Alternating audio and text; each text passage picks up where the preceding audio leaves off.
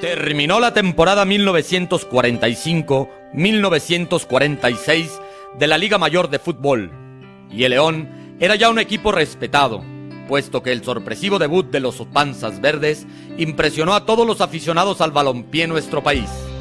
Como diría don Pedro Pons en una entrevista hecha por un periodista, a mediados de los años 40, ir al fútbol era todo un evento social para los leoneses.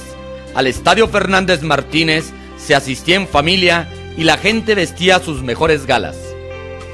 Antes de iniciar el torneo 1946-1947, los verdes fueron invitados a participar en una gira internacional en la isla de Cuba, donde tuvieron un notable desempeño en las canchas.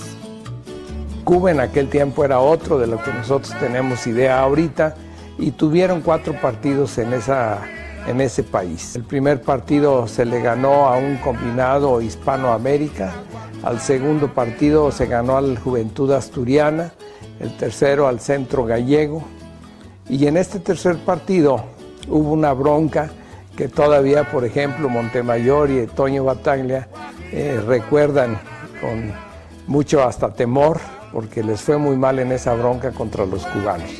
Y en el cuarto partido se suspendió, faltaba media hora de partido, el León iba ganando precisamente por otra bronca que hubo ahí en Cuba. Desde luego los elogios de la prensa cubana fueron para nuestro equipo, y desde allí empieza lo que yo considero de que el Club León ha colaborado a la grandeza de nuestra ciudad. El nombre de León empezó a sonar allende el país. Entonces todo el mundo decía, ¿de dónde es el León? Pues de León, Guanajuato. Y ahí empezó a sonar nuestro equipo. Para el torneo 1946-1947 se dieron algunos cambios al interior del plantel leonés. El equipo tuvo que decir adiós a su primer portero, el brillante Miguel Rugilo, quien regresó a su país a probar suerte con el Club Tigre. Siguió su carrera con buen paso, tan así que la primera vez que la selección argentina derrotó a la inglesa, en una justa internacional, Miguel Rugilo estuvo protegiendo la puerta gaucha.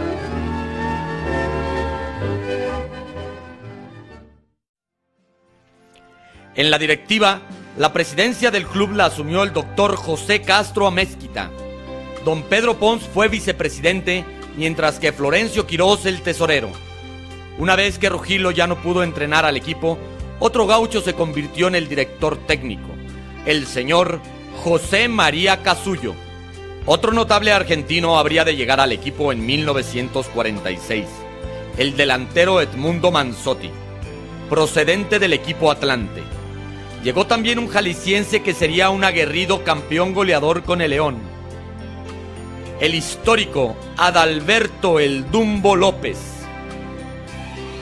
Después se vino ya la primera vuelta de ese torneo, 46-47. El equipo León empezó a tener resultados más positivos que negativos. Estaba funcionando ya la dupla que ha sido histórica, Marcos Aurelio Dumbo López en la delantera, que nos dio muchos goles.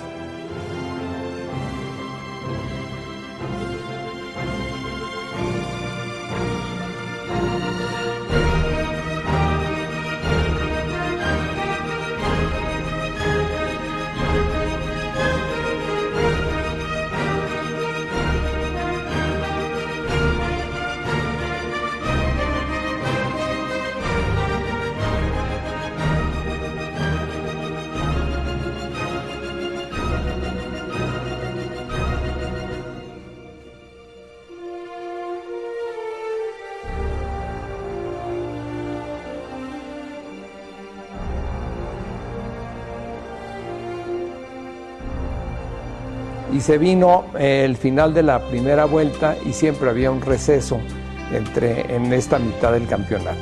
Y el León hizo una gira también a Guatemala y a San Salvador.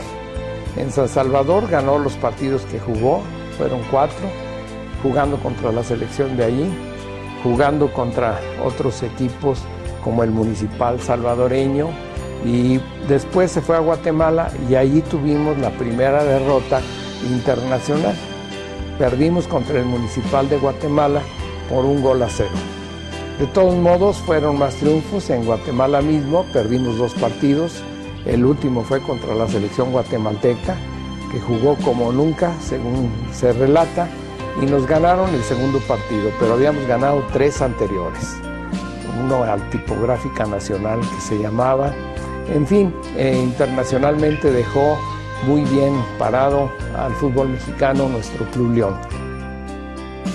El equipo regresó a la ciudad y, al igual que cuando volvieron de Cuba, los jugadores fueron recibidos como grandes y extraordinarios héroes. Viene la segunda vuelta de ese histórico campeonato 46-47, que desde ahorita le vamos a llamar el de la aftosa. ¿Y por qué de la aftosa? Había en nuestro país fiebre aftosa, una enfermedad que ataca al ganado vacuno. En aquel tiempo la agricultura, la ganadería era el bastión más fuerte de nuestro país. Entonces, pues se imagina el número de vacas que había en nuestro país, y al haber esa fiebre, la Secretaría de Agricultura y Ganadería dictaba medidas muy drásticas en cuanto al tránsito de un lugar a otro de nuestra república. Y en cuanto al fútbol, en esa segunda vuelta del torneo 46-47, el Club León se fue invicto, no perdió un solo partido. Y faltaban 2 fechas para terminarse ya el campeonato, y el Atlante iba en primer lugar. Pero le tocaba venir a nuestra ciudad a jugar contra el León, y por una dictatorial medida de la Secretaría de Agricultura, solicitada por el general Núñez, propietario del Atlante, dieron la orden de que el equipo León fuera el que se desplazara a la Ciudad de México a jugar ese segundo partido que debería de haberse jugado en nuestra ciudad. Íbamos a jugar aquí en León, en la Martinica, pero el general Núñez, que era el dueño del Atlante, y era era el jefe de policía de México, y no quiso, bajo ningún motivo, ya era federación de fútbol, ya no era liga, que por la aftosa, que podía hacerles daño a los muchachos y que fuéramos a jugar a México.